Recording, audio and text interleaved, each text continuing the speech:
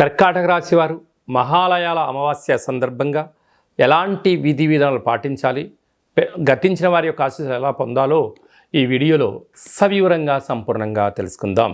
కర్కాటక రాశిలో ఏ ఏ నక్షత్రాలు వస్తాయనగా పునర్వసు నక్షత్రంలోని చివరి పాదమైన 4వ పాదము, పుష్యమీ నక్షత్రంలోని 4 పాదాలు, ఆశ్లేష నక్షత్రంలో 4 పాదాలు కలిపితే కర్కాటక రాశి. చాలామందికి పుట్టినటువంటి కాల సమయంలో డేటా బర్తులు లేనటువంటి కారణం వలన పేరు యొక్క మొదటి అక్షరాన్ని అనుసరిస్తూ ఆ రాశిని తెలుసుకునే ప్రయత్నం చేద్దాం. హీ, హూ, హే, హో, డా, డి, డు, డే, డో అక్షరాల వారందరూ కూడా కర్కాటక రాశి జాతకులే.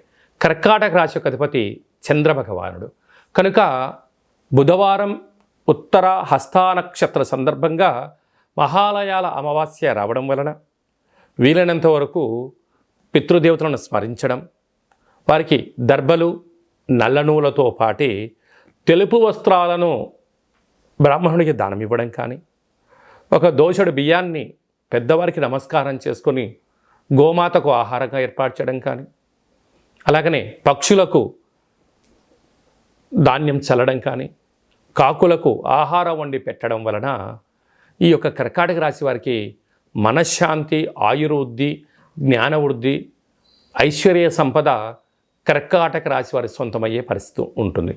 కారణం ఏమనగా ఒకవైపు అష్టమ స్థాన శని యొక్క ప్రభావం చేత విపరీతమైన బాధపడుతున్న సందర్భాలలో ఈ పితృదేవతలకు జీవుడు ఏదో రూపంలో తినడం వలన, వీరి కర్మను దానం చేయడం వలన ఐశ్వర్యం, ఆరోగ్యం, ఆనందం, భోగభాగ్యం కర్కాటక రాశి వారికి రావడం ప్రారంభిస్తుందని చెప్పి గమనించాలి. అలాగా వీరికి తృతీయంలో బుధాదిత్య రాజయోగం కారణం వల్ల, అక్కడ కేతు సంచారం చేయడం వల్ల ఏదైనా ఒక పని చేసేటప్పుడు మీ సిక్స్ సెన్స్ అంటే భవిష్యత్తును దృష్టిలో పెట్టుకొని గతంలో ఏం జరిగింది, ఏం జరుగుతుంది, ఏం జరగబోతుంది అనేటువంటిది దృష్టిలో ఉంచుకొని చేయగలిగితే మీకు అద్భుతమైన మంచి ఫలితం ఉంటుంది.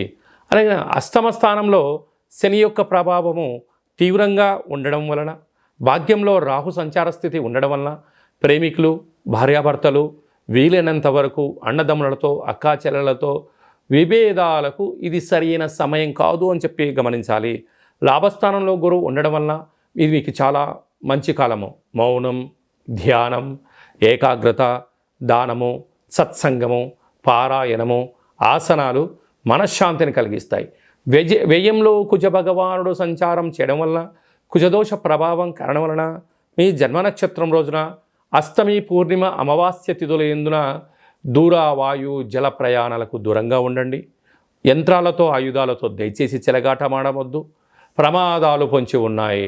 నీటి వ్యాపారాలు, హోటల్ వ్యాపారాలు, పాల ఉత్పత్తులు, ఆహార క్రయ విక్రయాలు, గోడౌన్స్, స్వయం వృత్తులు, గృహ భవన నిర్మాణ కార్యక్రమం చేసేవారు, వ్యవసాయ సోదరీమణులు జాగ్రత్తలు వహించడం వలన ఆరోగ్యాన్ని కాపాడుకొని మానవ ప్రయత్నం చేయాలి అని చెప్పి జ్యోతిర్విజ్ఞానం తెలియచేస్తుంది.